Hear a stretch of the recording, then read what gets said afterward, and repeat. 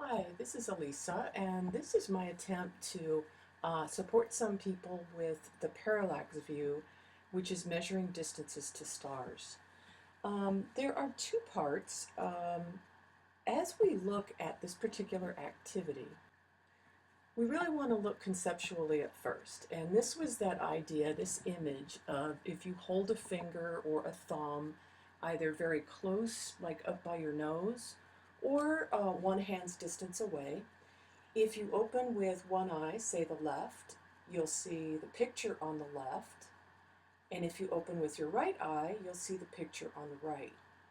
And we all know the mountain or volcano isn't moving and our finger isn't really moving. It's a matter of perspective. And so the main concept behind this is how much that moves, let's say left to right. It can be up or down, but let's just say, as in this example, left to right. The amount of difference we see from our different perspectives of vision can tell us how far away an object is. So let's take a look at the lab that we've been given and the directions.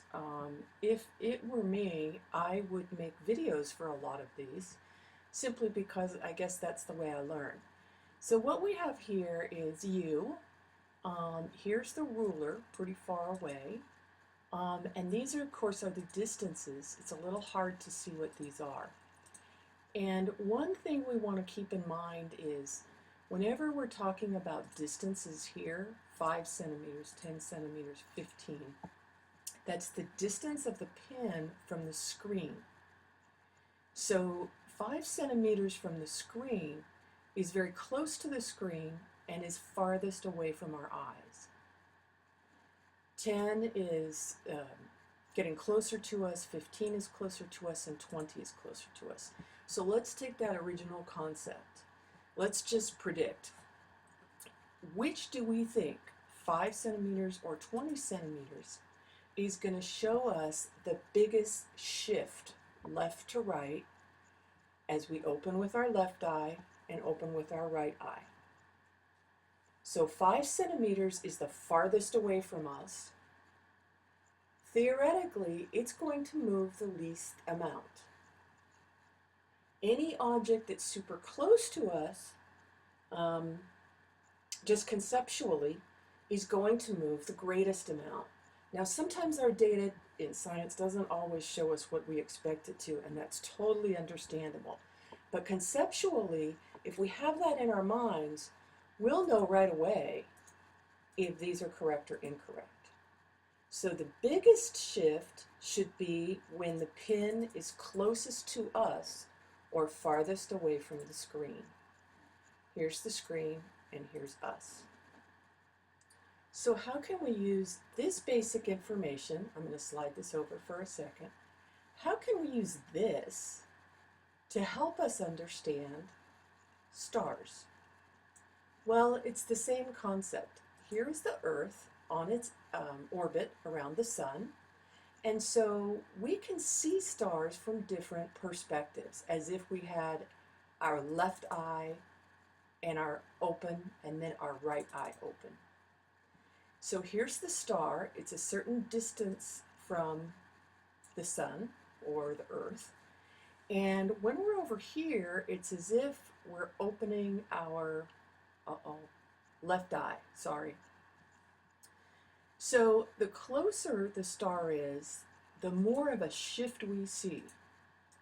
The bigger of a shift, just as if the star was up against our nose. I know that sounds elementary, but I think about how can we explain this to our students.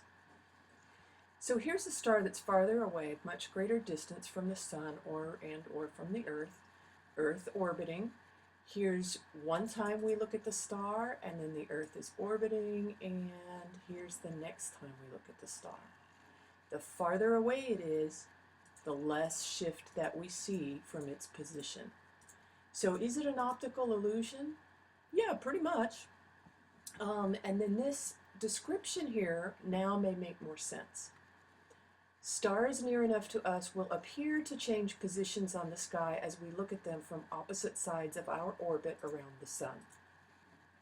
As the distance between the star and the sun increases, this parallax shift becomes smaller. So as the distance increases, sorry, I keep clicking on this, as the distance from the star, star to the sun gets larger or increases, this parallax shift becomes smaller. So what we're saying is the greater the distance, the smaller the shift. The lesser the distance, the greater the shift. So if you received an R, this is highly likely where that maybe misunderstanding has come in.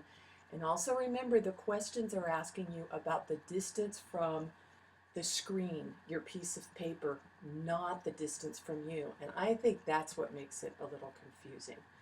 Hopefully this will help. Good luck, and I'll be reviewing your work and hope it's all great. Bye.